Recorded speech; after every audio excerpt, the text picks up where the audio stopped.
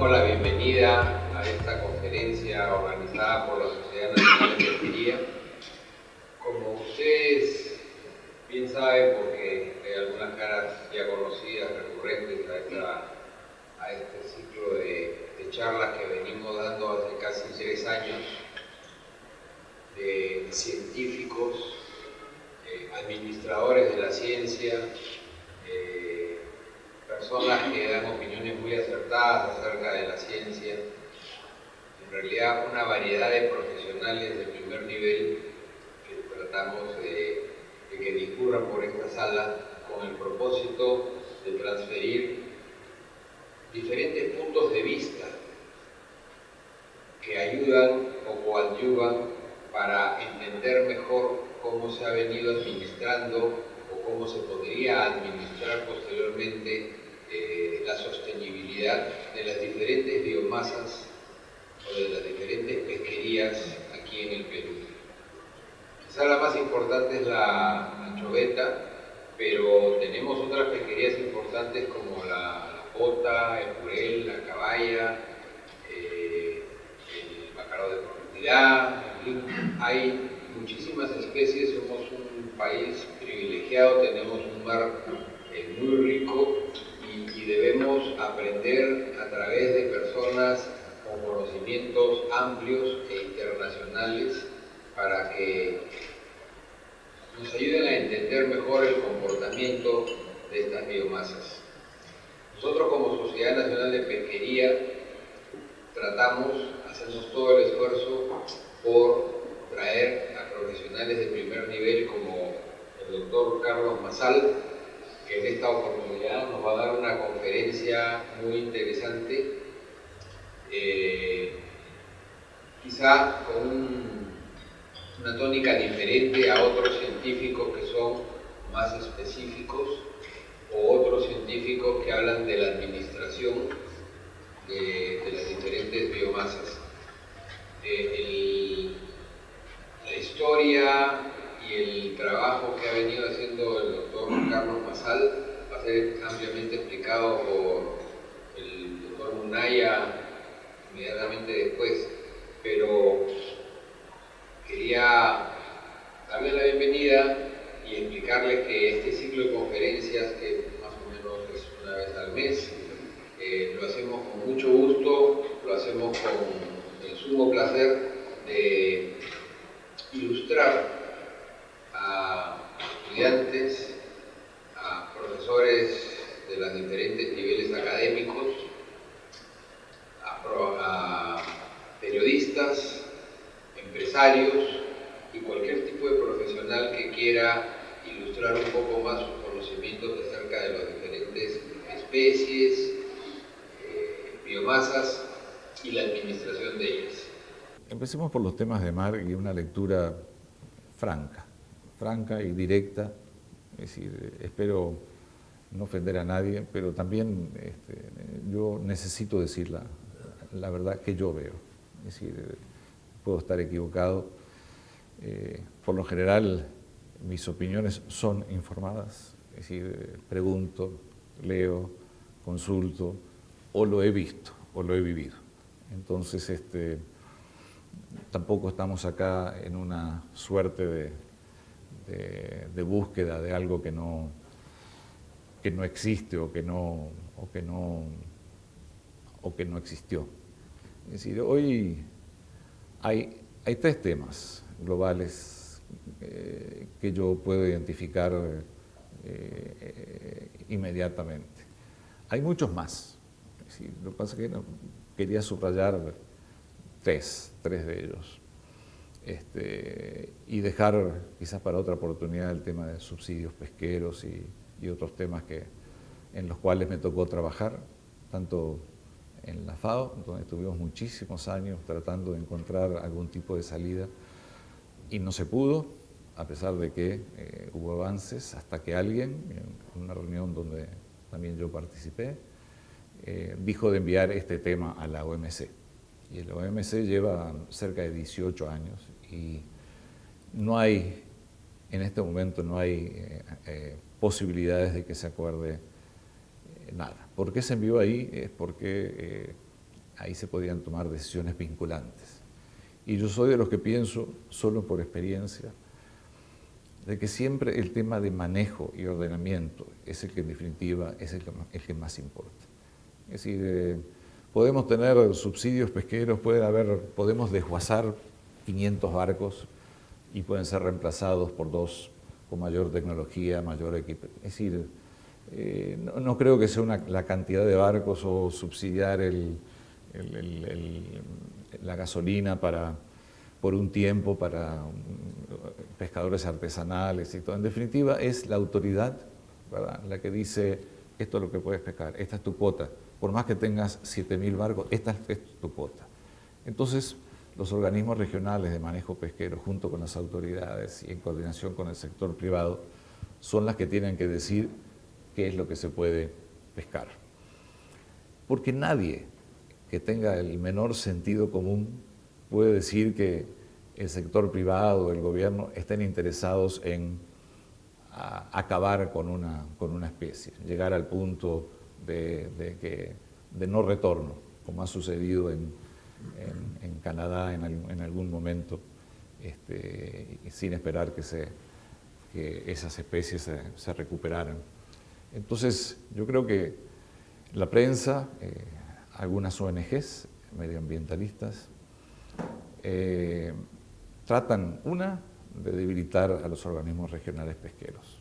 Eso quedó claro en Washington hace 2 semanas en una reunión del Departamento de Estado, que hubo consultas con las ONGs, ellos consultan con las ONGs, obviamente fueron gente conocida y me dijo, bueno, todo lo que se escuchó, para resumírtelo, es cerrar el 30% de los océanos en áreas marinas protegidas y subrayar la ineficiencia de los organismos regionales pesqueros. El sueño, yo diría que la quimera o la entelequia, es de que ellos podrían manejar la pesca mejor que nosotros. Porque esta gente tiene mayor acceso a la prensa y se maneja con escenarios catastróficos y el público reacciona mientras que nosotros no tenemos prácticamente prensa. Es decir, porque lo que decimos es, el editor dice esto no vende, ¿verdad? De repente es muy técnico, de repente es... No. Sin embargo, decir de que el mundo en el 2100 se va a derretir los glaciares de no sé dónde y eso sí es noticia, ¿verdad? Todo lo que sea cambios en el clima.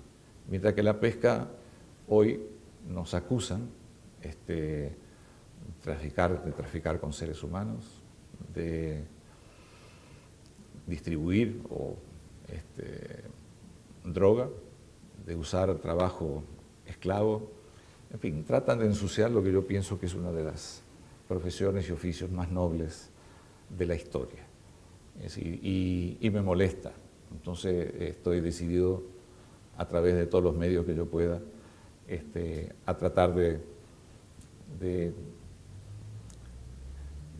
yo no diría pelear con ellos. Ellos me conocen muy bien y saben que es difícil debatir conmigo en algunos temas, pero sí en los foros donde todavía participo de alguna manera u otra, es decir, los conozco muy bien, es decir, los estudié, hice la investigación de quiénes son, de dónde viene el dinero, y eso es fundamental, saber de dónde viene el dinero.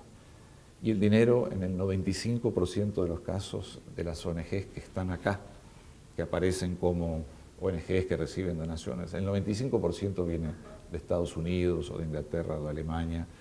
Entonces, hasta lo que yo sé, el dinero manda. Pueden acercarse para decir que quieren ayudarnos, pero en definitiva esto termina no siendo ONGs nacionales, que a mí me interesaría que existieran, de pescadores o de artesanos o de lo que fuera.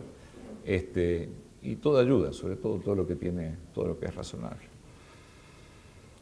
El objetivo 14, del cual Ulises hablaba, nadie puede negar su buena intención. ¿verdad? Todos los 17 objetivos que figuran ahí son objetivos nobles. Ahora, el nuestro, el que nos preocupa o el que nos ocupa a nosotros, que es el 14, vida bajo el mar o vida submarina, yo lo que leo en las mismas premisas sobre las cuales se fundamenta, hay errores serios. Y para mí hay errores que podrían ser hasta deliberados. Hay un manejo no Naciones Unidas. Yo empecé mi carrera en Naciones Unidas en el año 75, en la CEPAL, y terminé en el año 82 y conozco profundamente las Naciones Unidas. Fui coordinador también de mi agencia frente al resto de las agencias de Naciones Unidas. Y hay un problema que es claro, que falta coordinación. Cada agencia de Naciones Unidas, fondo, programa, va por su lado. Y los países, los estados, que también están ausentes de muchas de estas negociaciones, y esos vacíos son ocupados por estas ONGs y otros actores,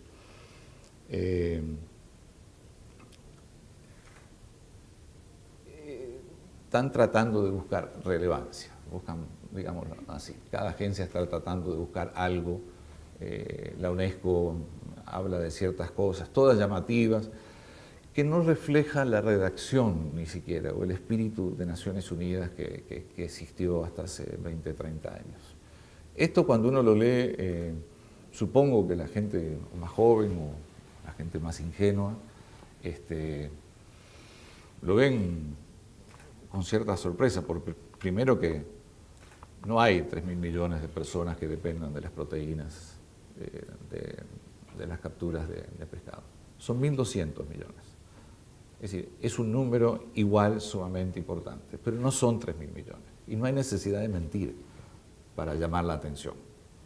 Como el presidente Al Gore dijo en una recién conferencia por televisión, y les sugiero que la escuchen, es en la PBS, que es la radio pública de Estados Unidos, donde confirmó lo que muchos que ya lo sabíamos había pasado, es que el informe del panel de cambio climático había exagerado los resultados. Utilizó una palabra en inglés, torque up, es subirle para, dice él, lograr la atención de los líderes mundiales. Entonces, para mí, esas cosas no me cierran. Exagerar, para mí, puede ser considerado una mentira. Es decir, no hay necesidad de hacerlo. 1.200 millones de personas que dependan de lo que nosotros hacemos es sumamente importante. ¿Puede llegar a 3.000 millones? Puede.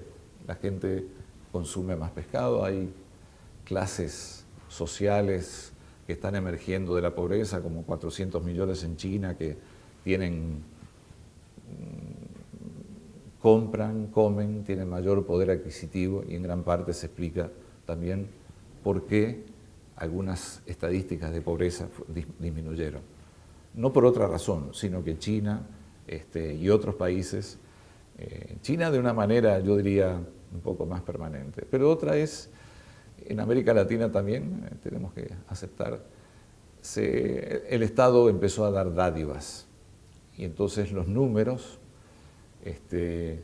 se calcula lo que es clase media por los ingresos, no porque tenga una educación, no porque tenga los requisitos que se necesitan para ser considerado clase media, por lo menos en los términos más técnicos y más profesionales. Al regalarle a la gente sin contrapartida, no solo se está cometiendo un grave error, sino que nos pone en una situación donde cualquier escenario de volatilidad, cualquier sacudón, esa gente que la consideramos clase media vuelve a caer en la pobreza.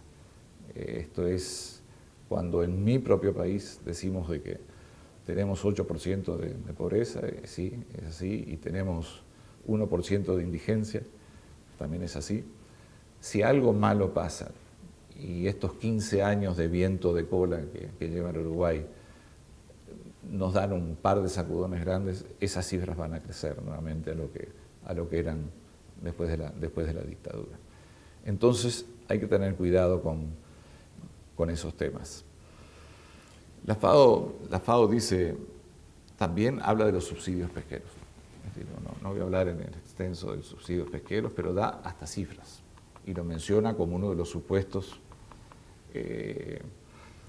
y dice que puede causar que la pesca oceánica genere 50.000 millones menos de dólares por año. Es una hipótesis. Es decir, a esto no se ha llegado todavía.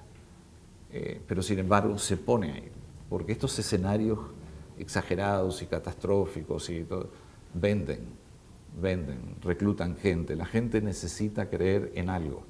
¿Por qué necesita creer en algo? Porque mucha de esta gente, en ONGs y todo, yo tengo mi teoría, y conversando con ellos podría decir que no estamos tan lejos de la verdad.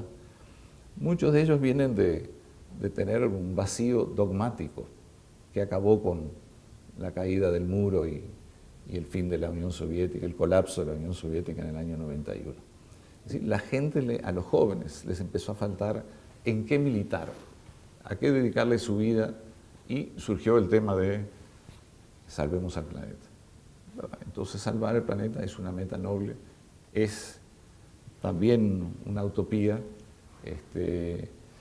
pero de alguna manera parte de estas ONGs salvan a las ballenas, salvan a los delfines, salvan a los animales en peligro de extinción y todo. En realidad, salvar es un término un poco exagerado. Sin embargo, son miles de millones de dólares que reciben de fundaciones filantrópicas de Estados Unidos, con las cuales también tenemos charlas. A mí me gustaría que esas fundaciones filantrópicas, en vez de darle el dinero a ellos, nos pudiera ayudar a nosotros, es decir, a comprar patentes o a licenciar patentes que nos permitan usar tecnologías que están todavía protegidas. Pero eso podrían hacer.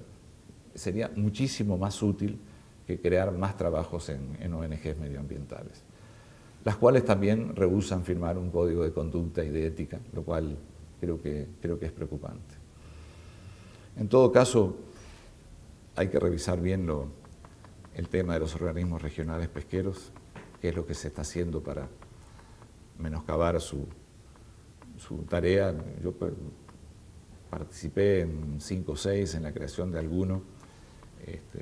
Yo pienso que con los recursos necesarios, tanto materiales como humanos, científicos de primera, son sumamente útiles y hay que fortalecerlos. Otro de los problemas en el tema del objetivo 14 es que uno tiene que leer todos para darse cuenta de dónde estamos nuestro objetivo. Entonces hay objetivos que dicen eliminar la pobreza. Digo, suena muy bien. Es una entelequia, es una fantasía.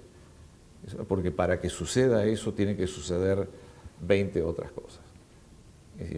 Hoy tenemos situaciones de populismo, de corrupción al grado más importante que hemos visto en todo el mundo. Entonces dicen eliminar la pobreza. Y al lado dice hambre cero. Por supuesto que estamos tratando de llegar a hambre cero. Pero si se elimina la pobreza, el hambre cero también desaparece. Es decir, la gente va a poder comer si sale de la pobreza, tiene un oficio y puede trabajar. Después, paz e injusticia es otro. Acción por el clima, seguridad, educación, todos temas en los cuales los países a nivel nacional estamos trabajando, mal, bien. Yo creo que es algo que todos sabemos de que es útil, de que nos lo pongan de esa manera. Suena un poco como a fantasías, ¿verdad? Y me sorprende Naciones Unidas, porque esto parece la redacción de ONGs y no de los nuestros diplomáticos que tenemos en la Asamblea General o en Nueva York, que creo que son capaces de hacer algo mucho mejor. Pero en parte también recuerden lo de la relevancia. Estos sustituyen a los objetivos del milenio. Yo creo que si queremos hacer algo tendríamos que crear comités nacionales, en fin, una serie de cosas que faltan. Cuando se enviaron 3.500 a 3.500 personas un cuestionario de cuál era de los objetivos, cuáles eran los más importantes, el nuestro, el de la pesca y de los océanos y todo, océanos y sus recursos vivos y no vivos, como dijo Ulises, 5% tuvo interés. Y uno dice, yo tendría más que 5% de interés, pero cuando uno lo pone al lado de pobreza y lo pone al lado de seguridad y de paz y de educación y de acción por el clima y de injusticia, obviamente esas son prioridades, ¿verdad?, que están por encima de lo nuestro. Y esto sí que es una conclusión que les recomiendo que lo vean. Yo todo lo que veo en los objetivos, de alguna manera están representados en el Código de Conducta para la Pesca Responsable. Para mí, uno de los mejores instrumentos que negociamos, con una gran contribución, un aporte de América Latina. ¿Por qué es tan bueno? Quizás porque no fue vinculante. Y cuando no es vinculante, uno realmente puede decir lo que piensa y sabe que no va a causar ningún compromiso, ni ningún daño y todo. Yo creo que cada día está más vigente. Yo lo leo y vuelvo a leer y todo, y encuentro que todo lo que está acá, que cuesta millones o cientos de millones de dólares, ir a las reuniones, organizar todo esto, para aquellos que hablan de la contaminación, es decir, viajar en avión, contaminar. Las reuniones sobre cambio climático que fui, había más de 10.000 personas en cada uno. Entre lo que gastan en per diem y todo, creo que se podría hacer con menos dinero. Eso es los objetivos. No se niegan que son importantes, de que sí, de que tenemos que trabajar y de que son bien intencionados. Ahora, hay toda esta serie de metas y todo que parecen, repito, más una fantasía que una posibilidad real o un punto de vista pragmático. Y eso no estoy de acuerdo. Al mismo tiempo, paralelamente, en septiembre del 18, los Estados miembros de Naciones Unidas mantuvieron la primera de una de 4 sesiones de negociación que se desarrollarán hasta el 2020, con vistas a lograr un nuevo instrumento vinculante para proteger la biodiversidad marina en áreas fuera de la jurisdicción nacional, es decir, en la alta mar. En marzo creo que se realiza la segunda. Yo no creo que en el 2020 se pueda llegar a un instrumento de este nivel. Capaz que estoy equivocado y se puede. En las etapas de preparación de esta negociación, que es una laguna que queda de la Convemar, algo que quedó pendiente, una tarea, un debe que quedó pendiente y que se decidió tomar ahora, porque la alta mar representa el 64% de las aguas oceánicas.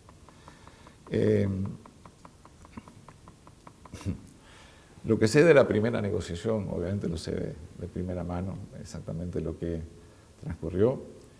Hay muchísima más presión de ONGs. Estamos hablando de fundaciones filantrópicas muy poderosas, y en gran parte de un Estado ausente. Y eso es motivo de preocupación. ¿Por qué? Bueno, hay muchas razones. Es decir, no tenemos quizás la capacidad de cubrir tantas reuniones, a pesar de que habría que priorizar aquellas que puedan tener un impacto sobre la pesca en el Perú. La otra es porque no somos coherentes a nivel nacional. Yo sé que esto es duro, pero es verdad, no estoy hablando del Perú, estoy hablando de todos los países de América Latina. El Ministerio de Medio Ambiente no se habla con Cancillería que no se habla con el Instituto de Investigación, que no se habla con esto. No nos hablamos. Entonces, a la OMPI, donde yo trabajaba, venían los directores de propiedad intelectual y nos decían, esto es lo que queremos que ustedes hagan. Pero en otro foro iban y decían una cosa, según el ministerio que vaya, según la persona que vaya, se llama forum shopping en Estados Unidos. Uno va viendo qué foro le conviene para avanzar sus intereses Y ahí fallamos enormemente. Yo voy a reuniones de CITES, ¿verdad?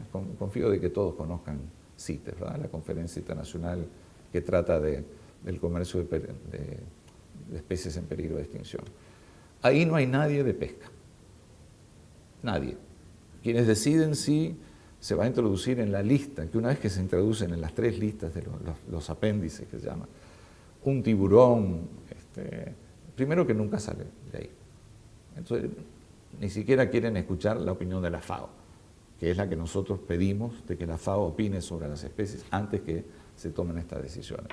Y sin embargo, nuestros gobiernos deciden enviar gente de medio ambiente. ¿Quiénes son? Yo voy a esas reuniones, trato de hablar, y vienen con instrucciones, se asustan un poco de que haya alguien vinculado con la pesca. Es decir, lo que nosotros sabemos es después del tiburón, después de otras especies, va a venir el atún. Lo conocemos perfectamente. También en la Comisión Ballenera Internacional. La Comisión Ballenera Internacional, de la cual he participado en 6 o 7 de las reuniones, ya la última, cuando Japón se retiró, yo a pesar de todo tengo conversaciones con las ONGs, inclusive con las más extremas, y trato de que los veo, son tan jóvenes que digo, bueno, a ver si podemos conversar con ellos. Y después de una larga charla, por supuesto que no entienden lo que es pesca, no entienden. Digo, a ver, si tienes pesca, plena explotación, subexplotación o sobreexplotación, ¿tú ves? Eso es el 80% que es malo, no, plena explotación desde el punto de vista biológico es el ideal en la pesca. Así que ustedes no saben nada. Entonces finalmente se cansaron de mis charlas y me dijeron, Carlos, la Comisión Ballenera Internacional ya no es de ballenas. Eso es lo que tú tienes que entender y no te das cuenta. Es decir, las ballenas van a sobrevivir, las especies, muchas de las especies están saludables. Lo que tenemos que ver con mucha seriedad, y los científicos ahí juegan un papel fundamental, es cuando hablamos de abundancia y de especies, también tenemos que tomar en consideración lo que los cetáceos, lo que las aves marinas, lo que los pingüinos, los pinípedos, consumen. Es decir, hay evidencia, o por lo menos hay ciencia que viene de Japón, en el tema de ballenera, de que las ballenas consumen 3 veces lo que nosotros capturamos en el mar. Digamos de que está equivocado, digamos que es el doble, digamos que es lo mismo, digamos que es la mitad. Es decir, ya menos de la mitad, no. Es decir, ballenas, porque comen krill, pero también comen pescado. Entonces, ¿qué hacemos? Es decir, competimos seres humanos y animales por ballenas. Hay muchos de estos jóvenes, de estos muchachos o de los que han humanizado a los animales. Me hablan del dolor que siente el pez cuando uno lo atrapa, que conversan con las ballenas, es decir, le educan a los niños en los temas balleneros y todo. Yo digo, hay gente que quiere comer ballenas. Si hay, que la coman. Yo en mi país, en Uruguay, nos comemos la vaca entera. Y les puedo decir país por país qué es lo que se come que podría causar sorpresa. En Suiza, donde pasé mis últimos 12 años, se come carne de caballo. En los países árabes comí carne de camello. Si a alguien le gusta o no le gusta, no importa. Es decir, no se le puede imponer a alguien más cuál tiene que ser su estilo de vida. Por supuesto que quisieran que fuéramos veganos, vegetarianos y todo. Nosotros nunca le decimos lo que tienen que ser. Es decir, pero que no nos vengan a decir a nosotros con ese activismo de que tengamos que consumir las proteínas adicionales que ellos le ponen cuando sabemos que es mucho mejor comer pescado. Hasta el doctor nos dice que hay que comer pescado. Llegó a ese punto de que nos dice la dieta tiene que incluir pescado o carne, el cual tiene proteínas naturales muchísimo mejor que cualquier agregado que se haga. Y lo otro que yo quiero plantearle, se lo voy a plantear al viceministro y sobre todo al sector privado, que es algo que no termino de entender y que se está cambiando el sentido. Cuando dicen proteger la biodiversidad, yo realmente no entiendo qué es lo que quieren decir. Tampoco entiendo lo que quieren decir con la nueva acepción de lo que significa conservación. Conservación está definido en el 83, cuando fue don Javier Pérez de Cuéllar que formó la Comisión de un Futuro Común. donde Gro Harlem Brundtland, la ministra de Relaciones Exteriores y de Salud de Noruega, llegaron a acuñar lo que era la definición de desarrollo sustentable. Sin embargo, todo el mundo la está empezando a utilizar, le está empezando a agregar algún tipo de... la está desnaturalizando. Sabemos bien lo que es el uso sustentable, ¿verdad? Es el uso responsable, es decir, ¿qué nos dan?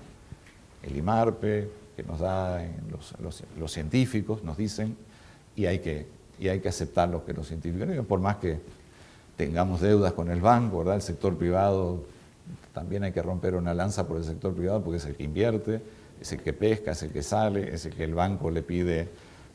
No quiero congraciarme con nadie, pero creo que en definitiva el Estado y el sector privado tienen que trabajar muchísimo más juntos. Entonces, cuando dicen conservación, y lo discutimos, para ellos conservación quiere decir no tocar. Y nosotros decimos, no quiere decir no tocar. Conservación no es no tocar. Conservación es conservar, es decir, no gastar, no descuidar, no abusar, no tirar, no descartar. Es decir, pero no quiere decir no tocar. Es decir, podemos perfectamente... Uso sustentable y conservación son dos caras de la misma moneda. Son compatibles y son complementarias. Ahora nos quieren decir que quieren conservar, y eso quiere decir que no podemos pescar en ese 30% de áreas protegidas. Sería un error desde el punto de vista biológico. Encapsular de alguna manera especies que no podamos llegar a capturarlas plenamente va a causar problemas. No van a llegar al 30%. Están empezando a cerrar todos los mares que puedan. Y ya hay, no sé, más de 100 o no sé cuántos hay. Pero cuidado con eso. Pero protección de la biodiversidad. Para mí el mar, para mí el océano, es un activo. Lo mismo que es un activo que el Perú sea un país megadiverso. Es decir, tenemos que explotar sustentablemente los recursos marinos. Todos los recursos marinos. La minería y toda esta nueva, no tan nueva porque ya hay 13.000 patentes, sobre todo basadas en microorganismos, en microbios, pero también en 88 especies de peces y hasta una ballena. Le puedo decir que del cachalote, que no necesariamente la consideramos una ballena, pero ya hay tratamientos, ya hay alternativas para productos lácteos, hay indicaciones de curas para el cáncer, enfermedades neurodegenerativas, y los que tienen los recursos para llegar al fondo del mar, lo cual es sumamente difícil. El fondo del mar es un ambiente hostil, un ambiente que cambia el clima, la temperatura, la forma del subsuelo. Sin embargo, estos son extremófilos, para aquellos científicos me entenderán, los microbios que logran adaptarse a toda ese entorno. Estos extremófilos, palabra que viene del griego que dice amor al extremo, yo creo que es el nombre perfecto para llamarlos. Ya BASF, la compañía química alemana BASF, tiene 5.000 patentes. Nosotros tenemos que hablar con Indecopi, saber de qué son las patentes. La está comprando, Después, entre 10 países, que después se los voy a mencionar, y si tienen el 98% de las patentes que se han encontrado en el suelo marino. Entonces, que nos digan proteger la biodiversidad en esta negociación, para mí, o aclaramos lo que quiere decir, que es lo que en cualquier negociación se hace al principio, tenemos que definir qué quiere decir cada cosa, para que nos entendamos. Proteger la biodiversidad, si es no tocarla, es decir, no. Si es el desarrollo sustentable de la biodiversidad, sí. ¿Cómo el Perú no va a aprovechar la mayor riqueza que tiene, que no son los minerales y la pesca? Es el potencial que hay en sus plantas, el potencial que existe en su biodiversidad. Por ahora vienen otros y se llama apropiación indebida. No, nos roban. Es decir, y tampoco tenemos que permitir la biopiratería. Cosas que necesitamos recursos para poder controlarlo. Entonces tenemos este tema en Nueva York que tenemos que, yo no sé quiénes están en nuestras delegaciones, pero obviamente va a ser una negociación mucho más difícil que la de, inclusive que la derecho al mar, que fue algo difícil. Entonces, no, biopiratería no solo es un delito que tiene que ser castigado,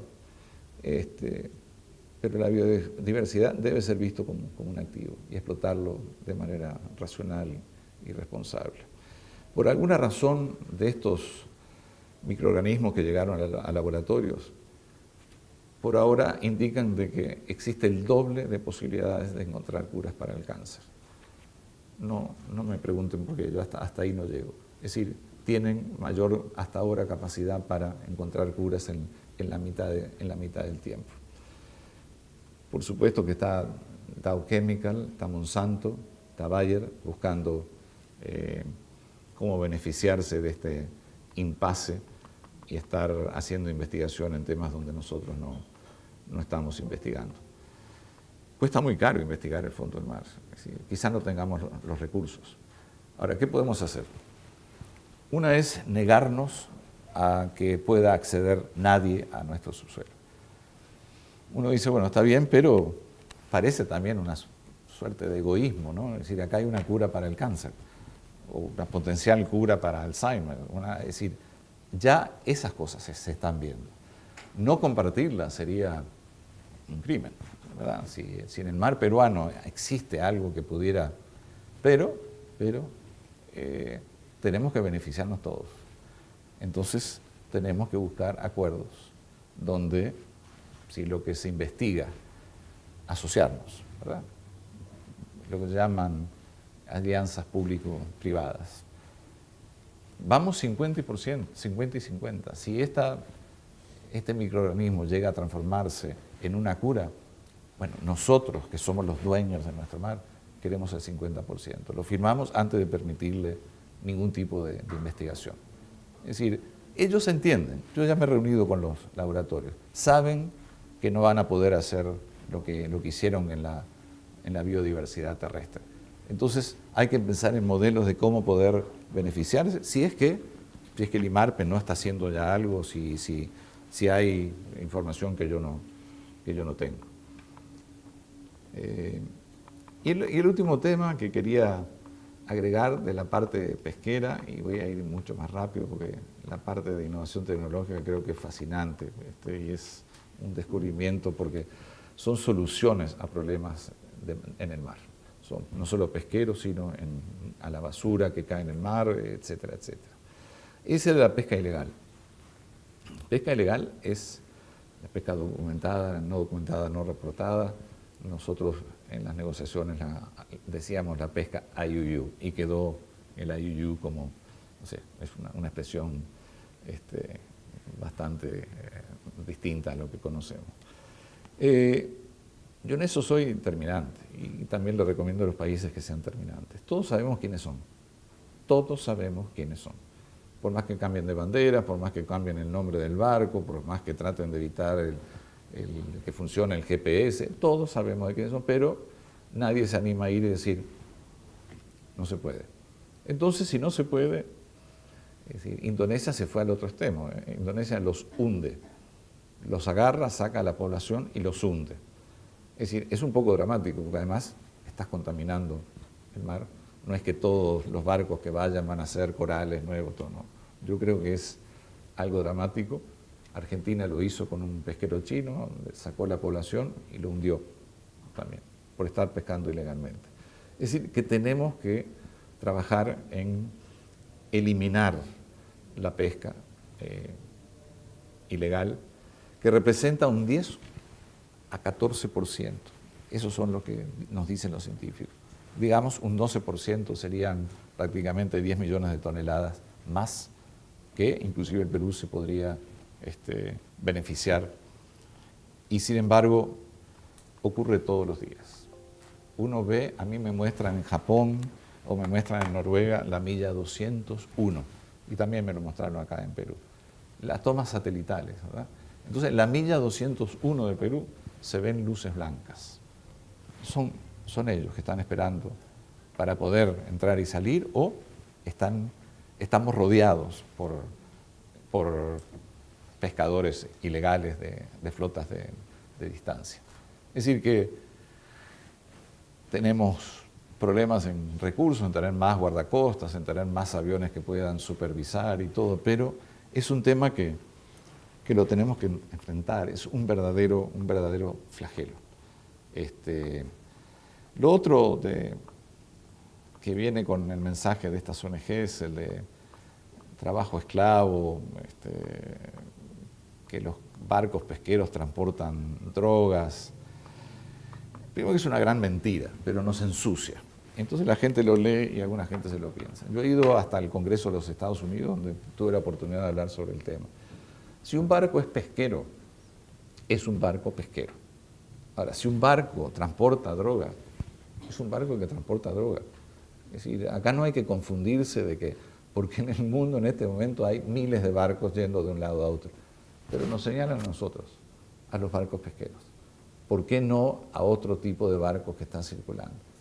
Lo hacen porque les parece que es más fácil, es una manera de ensuciar una profesión, y estas ONGs, como quieren eventualmente que si dejamos de pescar, ellos no tendrían ningún problema.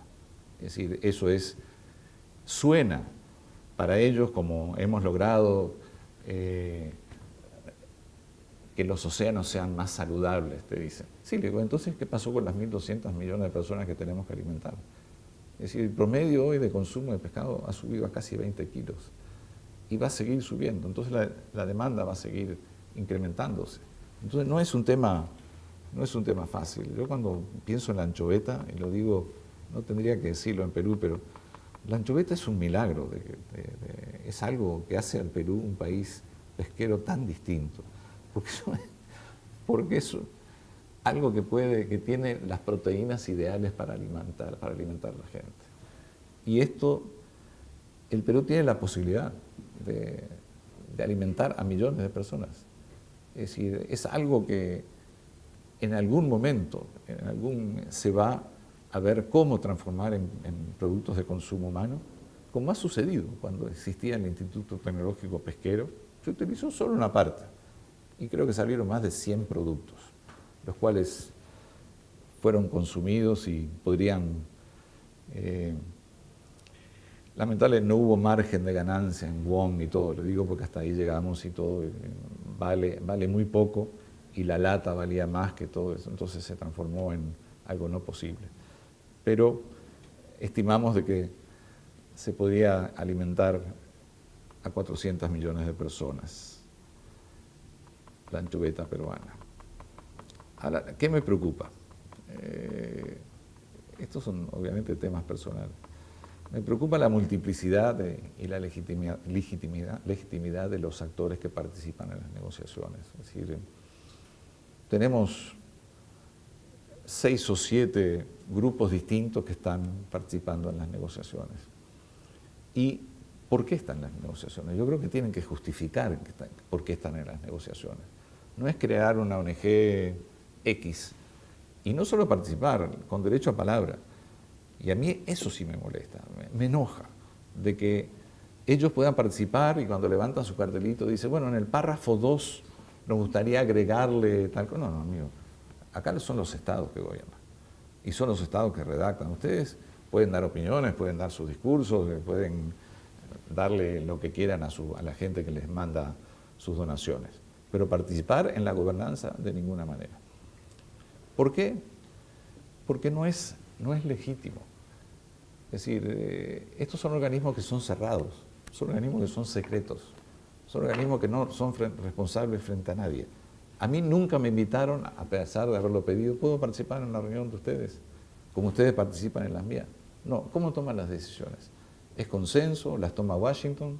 Porque todo lo que hacen va a Washington y a la sede, y ahí se decide qué es lo que se va a hacer.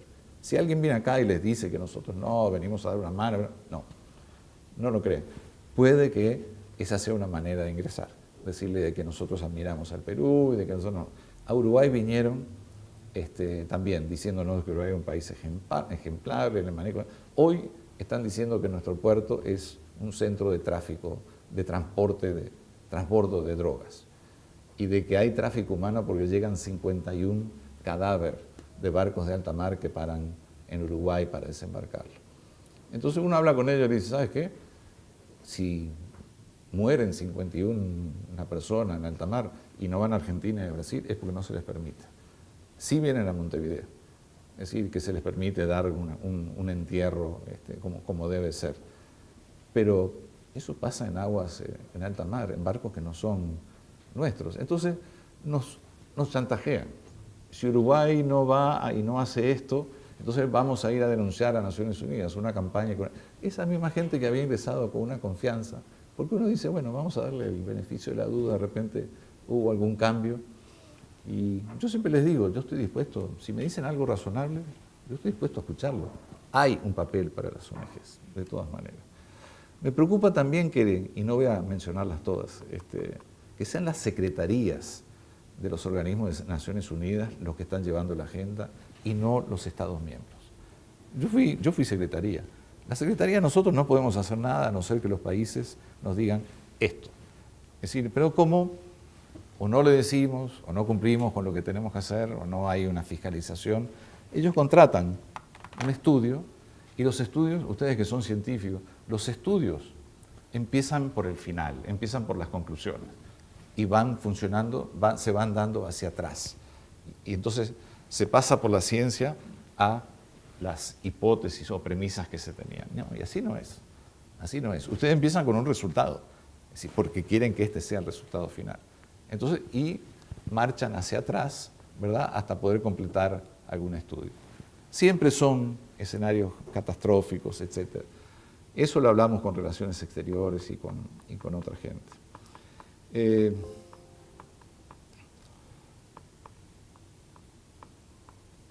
Los extremismos. Creo que es importante. Si yo pienso que estas ONGs presentan puntos de vista de extremistas y tienen prensa y todo, tampoco es bueno decir que no pasa nada. Es decir, hay algunos que dicen, se acaba el mundo, y hay otros que dicen, no pasa nada, no hay que hacer nada. No, tampoco es así. Yo creo que, y esto es una autocrítica, yo creo que antes de poder salir al mundo con cierta autoridad para poder enfrentarnos tenemos que poner la casa en orden. La casa en orden, hacer las cosas bien, acá. No digo Perú, acá, en América Latina. Y Estado, sector privado, investigadores, tienen que trabajar, transformarse en uno solo. No puede haber, yo no quiero trabajar con él, no. Es decir, en Japón acabo de estar en una negociación que me permitieron ver nada más que sindicato, sector privado, Estado, con un intérprete, obviamente. Y le dice, no, el sindicato quiere unos guantes que le permite atrapar el pescado con mayor adhesión, entonces manejarlo, la manipulación sería mucho más fácil. Entonces, ¿qué dijo el del sector privado? El sector privado dijo, bueno, que esa es una buena contribución del sindicato y todo, que no tendrá problema en pagarlo. El gobierno dijo, la cuestión es que pueden pelear, pueden discutir, todo, pero siempre terminan yendo en la misma dirección. Es decir, hay que tener eso, tenemos que ser así. No podemos tener diferencias. Lo que piensa, yo sé que siempre hay diferencias entre el sector privado, el Estado. Este no es el momento. Este es el momento para, hay costos, este es el momento para trabajar juntos, porque es un momento crucial para el futuro del mar. ¿Qué quiere decir para el futuro del Perú? Entonces, yo sé, en Uruguay nadie se habla con nadie. Entonces me pidieron de la vicepresidencia, Carlos, ¿se te ocurre algo como venía de afuera?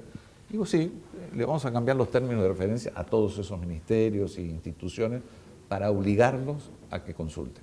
Es decir, es simplemente hacer una lista que el Ministerio de Medio Ambiente revisó, estas son sus observaciones, lo pasó al Instituto Pasteur que tenemos, lo pasó al Parque Tecnológico de tal, pasó por todas las manos y todo el mundo pudo opinar. Entonces, es decir, no se trata de querer al ministro de al lado, no se trata de que seamos amigos, se trata de que hay que hacerlo por el bien del país. Aunque suene, yo sé que puede sonar un poco demagógico y todo, pero aquellos que lo hacen funcionan mejor. Bueno, vayamos a la innovación, que esa es mi gran sorpresa. Hoy si uno hace una búsqueda simple en el motor de búsqueda de la OMPI, la Organización Mundial de Propiedad Intelectual. Simplemente pongan www.ompi.int y busquen Patent Scope. Patent, es decir, patente sin la E, y luego Scope, S-C-O-P-E. Patent Scope tiene 73 millones de documentos de patentes. Yo antes de venir, hacer una búsqueda no es fácil. Es decir, pero simplemente puse tecnologías marinas. Es decir, ¿qué fue lo que pasó en estos últimos 10 años? Salieron 6.500 resultados de nuevas patentes que están siendo solicitadas en distintos países. Es decir, una patente peruana, uno la puede registrar en Decopis si se la da. Hay 152 países que a través de un mecanismo que maneja la OMPI se pueden proteger en los países que ustedes quieran. En lo que era tecnologías pesqueras, 5.100. Me puse a leer algunas. Obviamente, el ecosistema de innovadores, los investigadores, los empresarios, la universidad, todo el mundo que hace investigación o que está preocupado, escuchó la demanda de los mercados.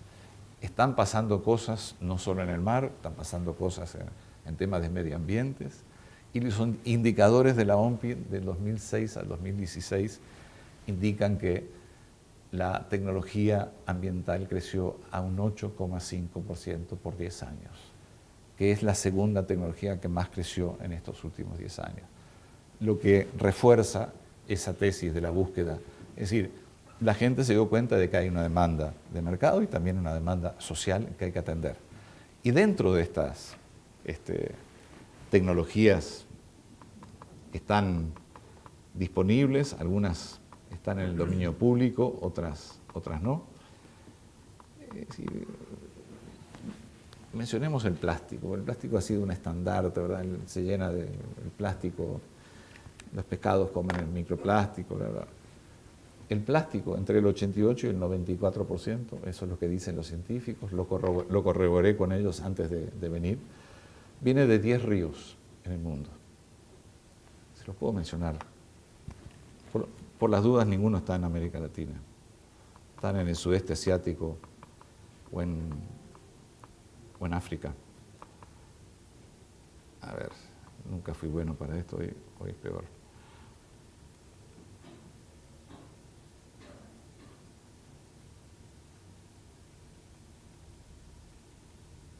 Bueno, aquí va el nombre de los ríos.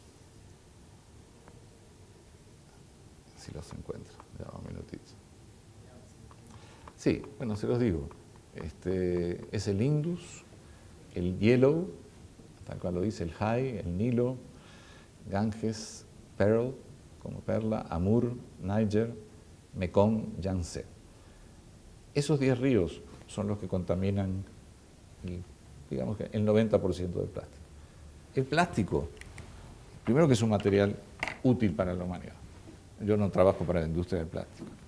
Pero el plástico se usa en vehículos verdes, en naves espaciales, se utiliza para prolongar la vida de los alimentos, se utiliza en 1000 maneras positivas. Pero hay bolsas que van por ahí y entonces empezamos con todo el tema. Y lo lógico sería de que atacáramos este problema en la fuente, no que la dejáramos llegar al océano. Tenemos que tener fiscalización sobre la industria, sobre las ciudades. No se puede tirar basura al mar sin que alguna sea tratada, como en ciertas industrias, ¿verdad? Que salga más pura de lo que entró en la fábrica. Y si no pararla en el cauce del río, antes de que llegue al océano. Hay tecnologías que atrapan la basura. Y hay tecnologías que nos permiten recogerla, levantarla del océano. Yo fui a estas exposiciones, estas ferias en San Diego y todo, porque quería verle la cara a los tipos que decían estas cosas. Y ahí están.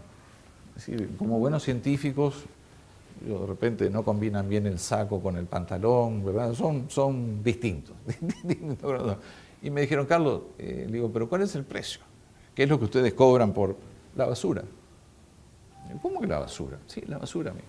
Porque la basura se puede reciclar, se puede hacer desde fertilizantes hasta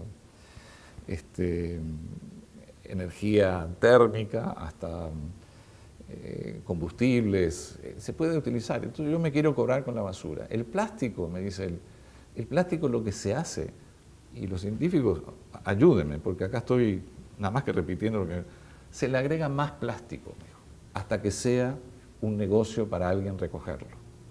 Parece contraproducente, ¿verdad? El plástico, como está ahora, no es negocio, entonces nadie va a invertir en recogerlo. Si sale con más plástico, ya se transforma en un material reciclable.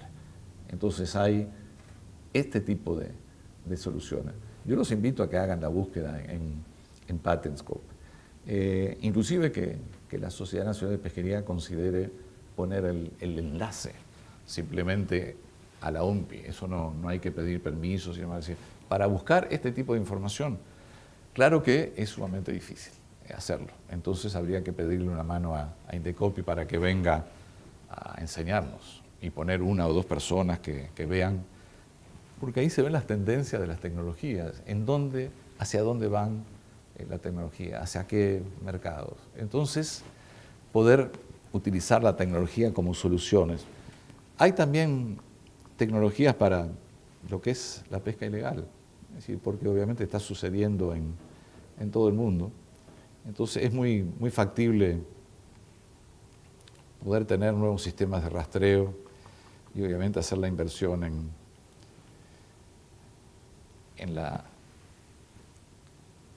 guardacostas y otros. También les quería decir que si esos 10 ríos redujeran en 50%, yo después le puedo mandar a los científicos, a quien quiera, los enlaces a estos estudios, ¿verdad? A estas publicaciones científicas. Si esos 10 ríos redujeran el 50% del volumen de basura que están arrojando al mar hoy, el total global disminuiría en 45%. Entonces, es ahí donde hay que enfocar los recursos, las prioridades, a esos 10 ríos. Es lo lógico. Es decir, lo que está pasando en pesca ilegal, lo que está pasando en sobrecapturas, quien más embarcaciones tienen, quien más contamina, están en esa parte de Asia. Está en China, está en Tailandia, está en Japón. Es más, si China, Indonesia, Filipinas, Vietnam y Tailandia, esos 5 países contribuyen más a llevar plásticos al océano que el resto del mundo juntos. Entonces, no tendríamos que empezar ahí. Porque acá nos sentimos no tenemos ni la capacidad de contaminar tanto. Creo que lo que se ha explorado en el mar peruano y todo, se han encontrado partículas y todo, pero que no es nada importante. Eso es lo que pero sí, hay que dedicarle a quien genera el 90% de la basura y de los plásticos y todo. Están ahí, son ellos. Son los que pescan ilegalmente también. Es muy posible que haya trabajo esclavo en Somalia y no quiero mencionar otros países. Sí, sucede. Que hay barcos que transportan droga, de repente, pero no es en América Latina. Es decir, y si es algo mínimo, porque pasa, ya hemos hablado con autoridades en Estados Unidos, con todos los controles, todo. América Latina no es el problema. Es decir, está en otras partes. Entonces, ahí queda eso, porque a mí realmente me sorprendió. Pensé que íbamos a encontrar el Río de la Plata, el Rímac, el riachuelo que sale de Buenos Aires y todo, pero igual hay que tratarlos, pero no significa tanto. ¿Quiénes contaminan más los océanos? China, Indonesia, Filipinas, Vietnam, Sri Lanka, Egipto, Tailandia, Malasia, Nigeria, Bangladesh, y luego aparecen Brasil y Estados Unidos, con relativamente poco. ¿No tendríamos que ir a esos países o la comunidad internacional a hablar con esos países y decirles, señores, ustedes son culpables del 90% de lo que está pasando? Entonces, ¿por qué no hacemos objetivos de desarrollo para ellos? Porque por culpa de ellos nos está afectando a nosotros. Entonces, ¿pero quién va y se sienta con China? ¿Quién le dice? Primero que nunca le van a decir que pesca ilegalmente. Tampoco le van a decir cuánto captura. Es decir, todo es, tratamos de adivinar de la mejor manera posible cuáles son las cantidades. Pero poco a poco se va conociendo. Bueno, con esto, nada más que un par de ejemplos de lo que el fondo marino nos puede dar para curas en algunas enfermedades. Y con esto termino. Es decir, es el ADN lo que se patenta. Es decir, no se puede patentar un perro, un gato, no. Se patenta en los genes. Y gran parte del futuro se va a construir sobre estos microorganismos, estos extremófilos, ¿verdad? Productos de la naturaleza no se pueden patentar, pero lo que pueden hacer las empresas y las instituciones de investigación también es patentar los genes. El erizo de mar púrpura, no sé cuál es, no me pregunten. Es conocido por propiedades regenerativas y se está utilizando ya en mercados por BASF y una compañía, bueno, Monsanto y una compañía farmacéutica japonesa.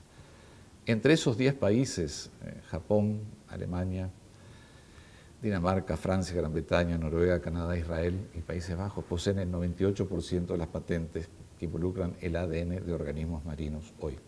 Es decir, que nosotros no tenemos absolutamente nada, no tenemos patentes.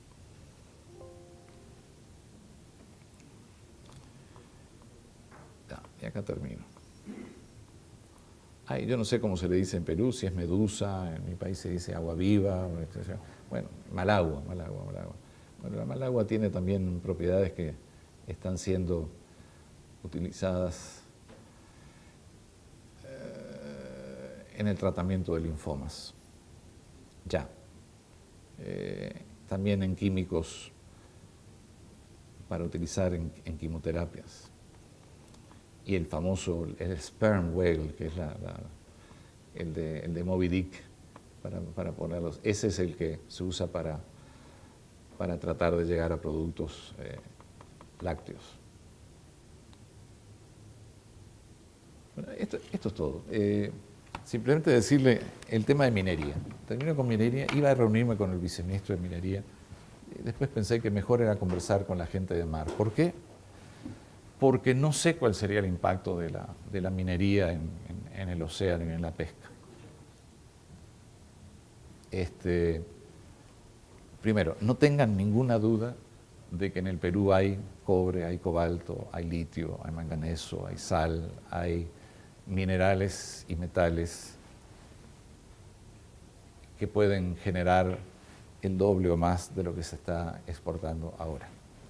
Es decir, esa investigación ya la han hecho otras gentes que ven cómo hacemos nosotros para asociarnos con Perú, bla, bla, bla, bla, y otra vez, una asociación público-privada. Mi temor, yo no lo promuevo, simplemente lo quiero decir de que existe en Perú, es qué puede pasar con la pesquería. Es decir, hay minería responsable, hay tecnologías para hacerlo, se está haciendo en Europa y todo. Pero ¿qué pasa? ¿Qué pasaría? Tendríamos que hacerlo bajo un escrutinio sumamente importante, pero no utilizar un recurso que tenemos también es no mejorar las posibilidades de que la gente viva una mejor calidad de vida. Así que con eso lo termino, les agradezco mucho. Si me permite, Ulises y don Ricardo, voy a tratar de afinar un poco las notas para que tengan algo, porque estas son notas separadas, por eso es que, y se las voy a mandar con los cuadros, con el nombre de los científicos, todo eso para que ustedes lo tengan como un elemento más que pueda servirles para hacer su trabajo. Así que con eso es todo y muchas gracias. Muchísimas gracias.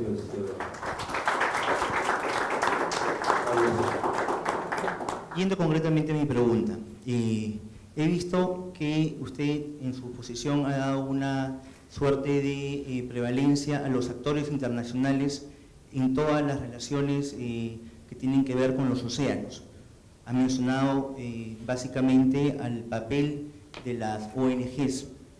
Yo le quisiera preguntar, ¿cuál debería ser el papel de las ONGs en concreto, ¿no?, para poder lograr un desarrollo sostenible de los océanos?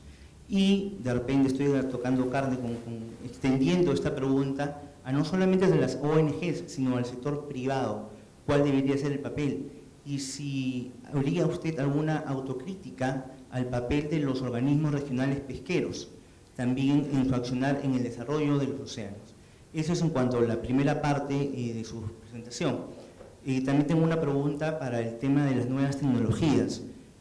No sé si a nivel de la OMPI han tenido o están viendo el tema de las energías marinas, que tengo entendido, acá no evidentemente, pero en Europa se está desarrollando mucho, ¿no? El tema de los vientos, la fuerza de las olas, entonces está generando al igual un nuevo movimiento que adolece de una regulación jurídica y que seguramente después de la negociación que bien se ha hecho referencia con los recursos genéticos marinos puede hacer que sea una nueva tendencia para regular el tema de la energía marina. Muchas gracias. Sí, hay en lo de la energía marina, yo simplemente le recomiendo de que lea la base de datos. La base de datos viene acompañada por un video manual para tratar de enseñarle cómo utilizarlo, y hay otro manual que se puede utilizar. Es sumamente complejo utilizarlo. Lo que pasa es que las primeras 2 o 3 preguntas, usted tendría que preguntar renewable, marine, sí, se puede hacer en español, es decir, en varios idiomas, o por país. Es algo realmente impactante, es interactivo y la riqueza es... Pero sí, hay un gran esfuerzo, sobre todo por algunos países, en utilizar el mar como fuente de energía también.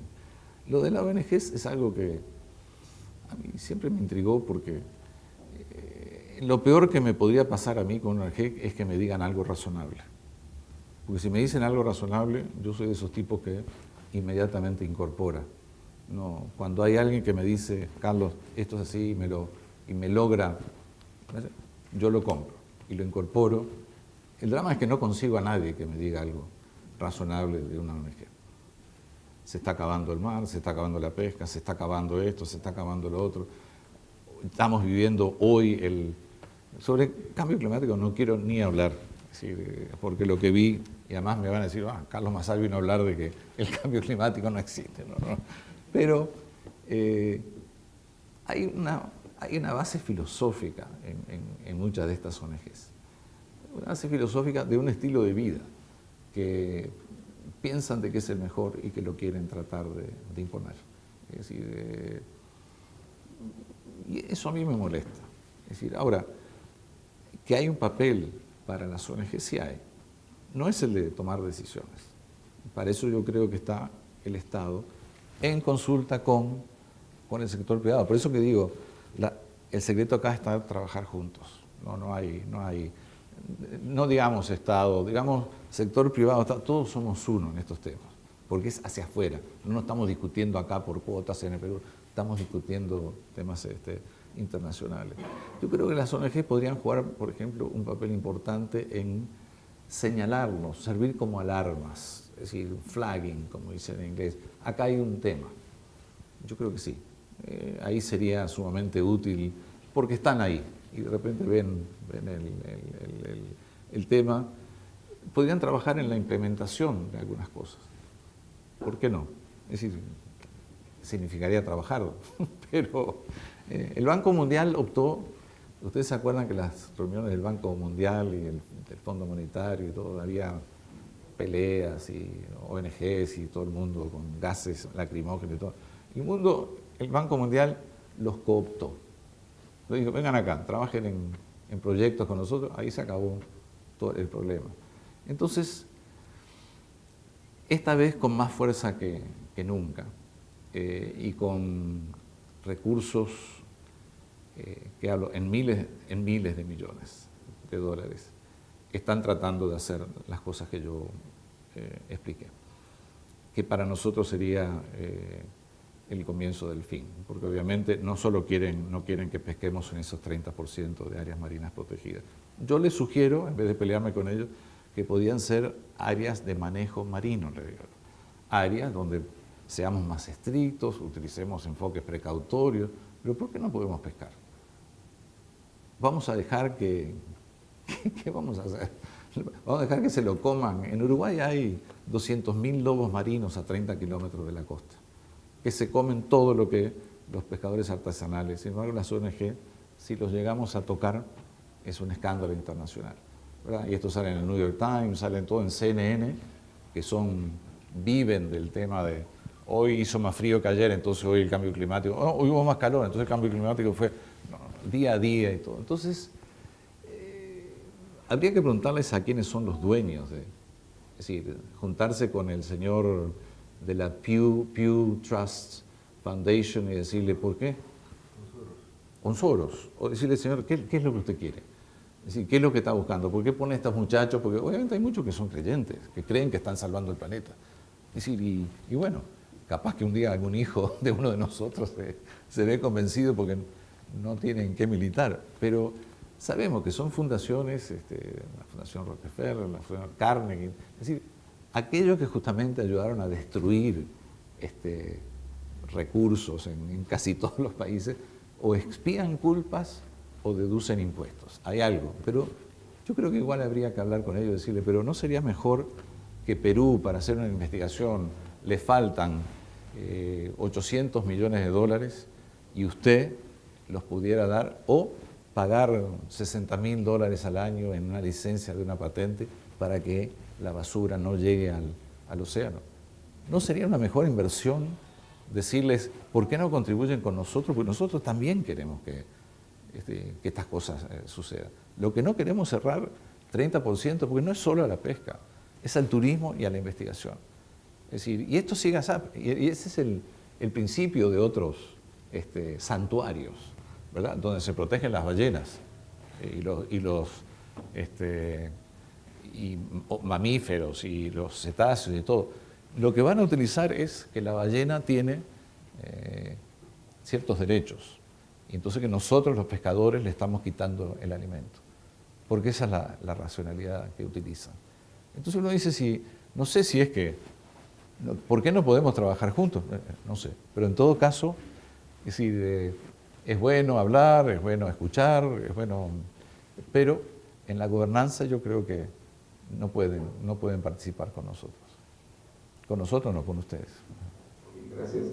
Ahora que comentabas el tema de la basura, hace 2 meses aproximadamente España lanzó este tema que se llama a pescar basura. Inclusive lo que sería para nosotros capitanías, sacó todo un plan para adaptar las bodegas de las embarcaciones, determinadas embarcaciones, para poder ahí recolectar toda la basura que se extraía y podían pasar al mercado de reciclaje. Entonces, como un valor agregado extra.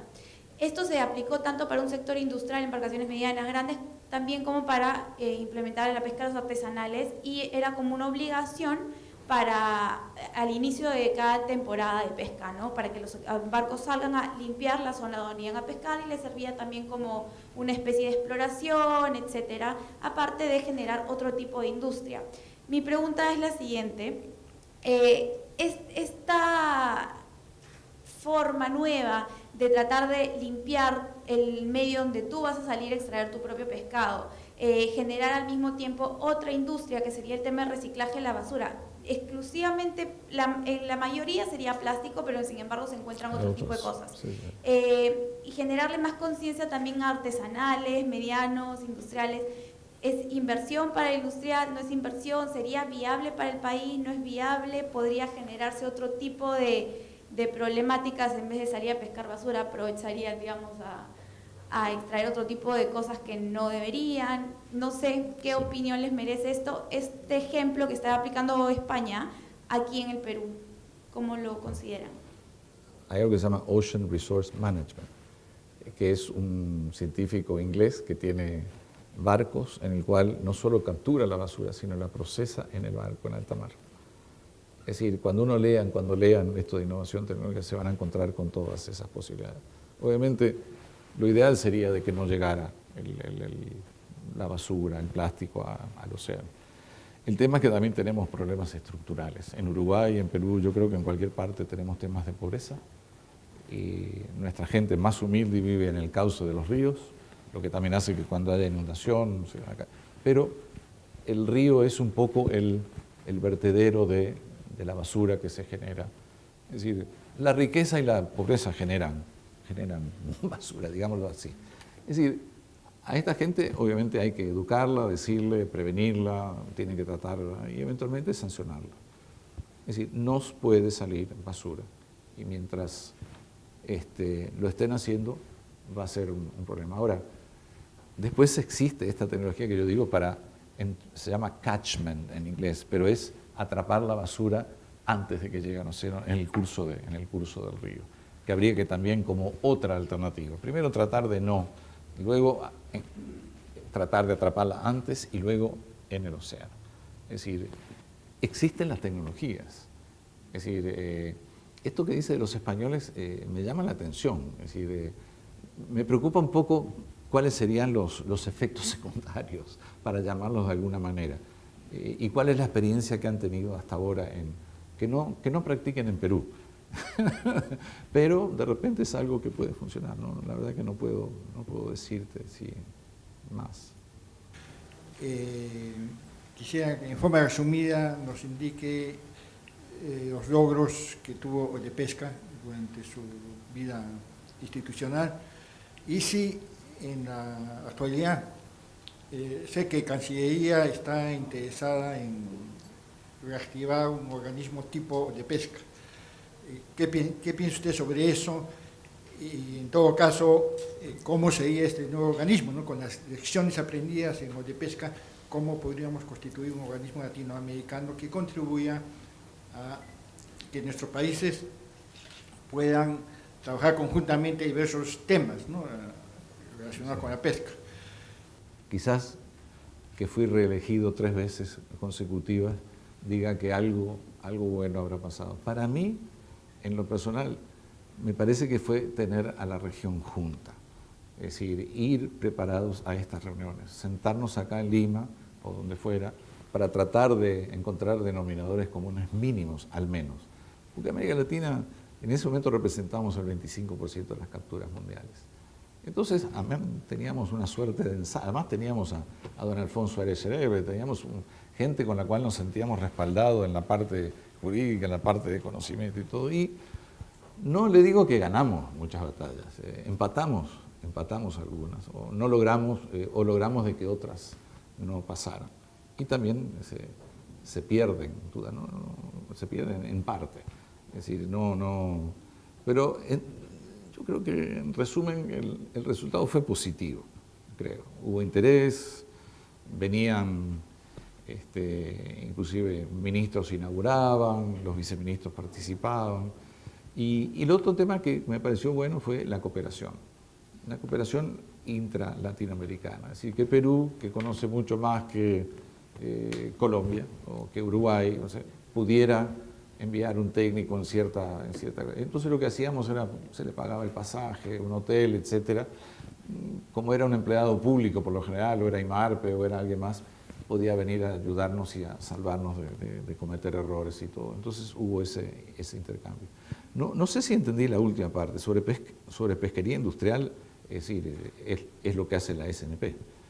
Esto es pesca industrial. Entonces, sobre eso no hay ninguna duda en ninguna parte del mundo, que yo conozca, de que se oponga a la pesquería industrial, porque si se opone a la pesquería industrial no habría pesca industrial y habría 1.200 millones de personas que quedarían sin las proteínas que hoy derivan. Lo de la minería me interesa en especial a mí, porque fue en Uruguay donde hicimos un intento y al final, por la presión de la gente, etcétera, etcétera, no lo hicimos. Yo no quedé totalmente conforme, porque primero que se comprobó las reservas de hierro del Uruguay por 20 años. Vino la compañía y ahí empezaron, no, que el medio ambiente y todo. Yo lo que hice fue un pequeño estudio, recogí las últimas 20 ejemplos de explotación minera en el mundo y se lo di al ministro de Industria, amigo, y todo, digo, acá tienes. Esto es lo que pasó en otros países con esto mismo, ¿verdad? Y esto es lo que pasó en los últimos 2 o 3 años. Cada vez hay más avances en el tema de la protección ambiental, del manejo responsable de minería. Porque tener la posibilidad de asegurarle el futuro, son 3 millones los uruguayos, de la educación, de ciertos temas, usando nuestros recursos, es algo que cuesta, es difícil decir que no. Y más porque es un partido político que está gobernando, que se quiere llevar el mérito, y uno porque no es de ese partido decir que no. Si puede ser minería responsable. Es decir, con el escrutinio internacional, yo me animaría a decir que vengan, que esté acá no sé quién, todos los días. Es decir, y si algo pasa, se cierra. Es decir, pero negarnos la posibilidad de explotar los recursos que tenemos para mí sería lógico. Por supuesto que se abandonó la idea, quedó ahí y sabemos que el recurso está. Ahora hay que ver qué gobierno viene o si queda el mismo y ahí ver qué decide. Recuerdo, bueno, en algunas reuniones internacionales lo he visto, y interesante porque me siento identificado con muchas de sus ideas, los que viajamos mucho y estamos al tanto y nos desengañamos de ONGs, cuál es su verdadero interés. Sabemos que sus intereses son de color verde, pero no el verde de ecología, sino el verde de dólares, ¿no? No todas, pero sí la gran mayoría. Lo que quería nada más aportar es que en muchas de las reuniones de la FAO, sobre todo cuando se hizo el código, todo se aprobaba por unanimidad. Y por supuesto que había gente que se oponía, y cuando se oponían, lo sacaban, formaban un grupo y decían, ustedes nos traen la solución a esto. Y la traían, ¿no? Pero acá se oponen, no, imposible. Y se acabó, se truncó todo. Entonces, eso es quizás algo importante. Igual otra es que los mares y los ríos dejen de ser el basurero, eso ya también cultural, ¿no? Y una última que pasa en Perú, no sé por qué Pesca Artesanal declara enemigo total a la SNP y los acusan y los culpan de todo, ¿no? Entonces, ahí falta una mesa con gente seria, ¿no? Tanto de ambos lados, que no defiendan sus intereses, y creo que se solucionaría. No pueden trabajar en base a presiones. Los ministros de ahora están asustados y le hacen un paro en tal ciudad, uy, hay que atenderlos, hay que ceder. Entonces, en Japón sé cómo se trabaja, viví 6 años allá, y ahí nadie le discute cuando sale un informe porque saben que es un informe técnico, pero con base. Y nadie se opone, podrán opinar esto, pero se cumple y nadie está con huelgas ni nada, ¿no? Entonces, y si estuvieran, van presos, ¿no? Entonces, cuando no hay una razón de ser. El único escándalo que me acuerdo es del aeropuerto cuando construyeron Narita, que fue porque expropiaron muchos terrenos. De arroz. Sí. Entonces, pero de ahí, en los últimos periodos, no hay nada de eso. Entonces, ojalá que Perú, y muchos de los que están acá, gente joven, gente también ya no tan joven, pero pensemos en eso, en el país, y a mí me llega que me digan que soy pro SNP o pro no sé quién, pero es la realidad de las cosas. Entonces el país tiene que desarrollar y la única manera es que haya consenso, y esos que se oponen, que haya un grupo que lleguen con él a una conclusión. No voy a hablar de Perú, no conozco cuál es la situación artesanales vis-a-vis, eso sucede en todas partes, es algo que no hay maneras de resolverlo, pero que parecería que fuera algo global. También hay en países desarrollados. Yo creo que ahí hay que buscar las mejores prácticas, ver quién lo está haciendo bien, qué es lo que hicieron y tratar de a ver si es extrapolable y llegar a una conclusión. Pasa que sucede que en este tema de subsidios, por ejemplo, estamos definiendo pescador artesanal a alguien que de repente puede salir 60 millas y traer X toneladas de pescado y competir con el sector industrial. Y uno dice, ¿eso es pesca artesanal? Sí, porque tenemos que definir quién es el artesanal. Para mí el artesanal era, pues, que tenía 2, 3 kilómetros, una faja de dónde capturar, etcétera, etcétera. Pero eso es algo que hay que llegar por consenso, de repente no por unanimidad. Y una autoridad tiene que decir, es así. Y como yo creo en la democracia representativa, si sale la gente a la calle y dice, bueno, ¿sabe qué? En algunos casos hay que mantenerse firme, porque es el bienestar general que importa. Yo sé que es fácil, si me tocara a mí ser ministro y todo, diría, bueno, ¿ahora qué hago? Vamos a tratar de... Pero Me alegra lo que dijo del Código de Conducta. Es decir, a mí me duele profundamente ver a una ONG sentada atrás de un delegado nuestro tratando de comenzar, que lo llevamos a cenar y todo, y el pobre sintiéndose vulnerable, expresionado para cambiar de opinión. Ese tipo de cosas no me gusta. Ahora, como dije, si alguien tiene que decir algo razonable, sea ONG o sea quien sea,